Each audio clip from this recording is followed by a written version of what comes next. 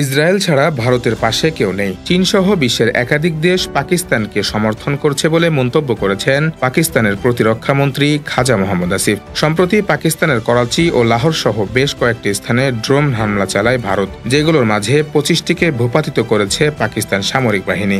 এসব ড্রোনের সবগুলোই ইসরায়েলের তৈরি বলে দাবি করে ইসলামাবাদ। এদিকে পারমাণবিক অস্ত্রের ক্ষমতা প্রসঙ্গে ভারতকে জবাব দিয়ে হুমকি দিয়েছে পাকিস্তান, যার ফলে উত্তেজনা বিরাজ করছে দুই প্রতিবেশী দেশের মাঝে।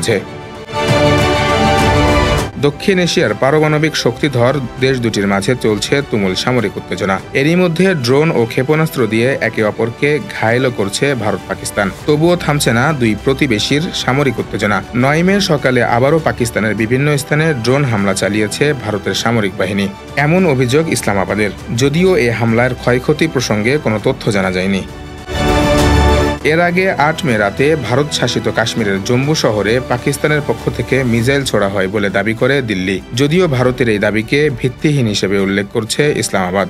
এমন পরিস্থিতির মধ্যে চলছে পাকিস্তানের পারমাণবিক অস্ত্র প্রসঙ্গে তুমুল আলোচনা। এবার এই প্রসঙ্গটি নিয়ে মুখ খুলেছেন পাকিস্তানের সাবেক সেনা কর্মকর্তা ব্রিগেডিয়ার রশিদ ওয়ালি। কাতার ভিত্তিক সংবাদ মাধ্যম আল জাজিরাকে দেয়া এক সাক্ষাৎকারে তিনি বলেন, আত্মরক্ষা ও পারমাণবিক প্রতিরোধ ক্ষমতা পুনঃপ্রতিষ্ঠার লক্ষ্যে ভারতের মিসাইল হামলার জবাব দেওয়ার অধিকার রয়েছে পাকিস্তানের।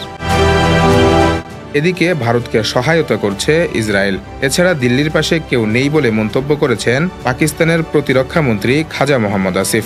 দেশটির জাতীয় পরিষদে দেয়া এক ভাষণে তিনি বলেন, ইসরায়েল ছাড়া ভারতের পাশে আজ কেউ নেই। ইসলামাবাদকে লক্ষ্য করে দিল্লির আগ্রাসন ইস্যুতে বেশিরভাগ দেশই নিরপেক্ষ অবস্থানে রয়েছেন। তবে পাকিস্তানের বন্ধু হিসাবে আমাদের পাশে দাঁড়িয়েছে চীন, তুরস্ক, আজারবাইজান। পাকিস্তানের এই মন্ত্রীর বরাতে 9 মে বিষয়টি নিশ্চিত করেছে সংবাদ মাধ্যম দ্য ডন। পাকিস্তানের সেনাবাহিনী 8 মে জানায়, লাহোর ও করাচি সহ দেশের বিভিন্ন জায়গায় ড্রোন হামলা চালিয়েছে ভারত, যা পাকিস্তানের সার্বভৌমত্বের স্পষ্ট লঙ্ঘন বলে দাবি করে ইসলামাবাদ।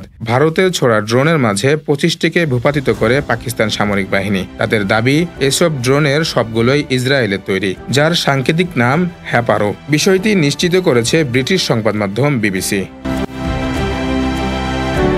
ভারত পাকিস্তানের চলমান সংঘাতে পারমাণবিক অস্ত্রের ব্যবহার প্রসঙ্গে বিশ্লেষকরা বলছেন ভিন্ন কথা। ভূরাজনৈতিক বিষয়াদি মাথায় রেখেই বড় কোনো সংঘাতে জড়াবে না প্রতিবেশী দুই রাষ্ট্র।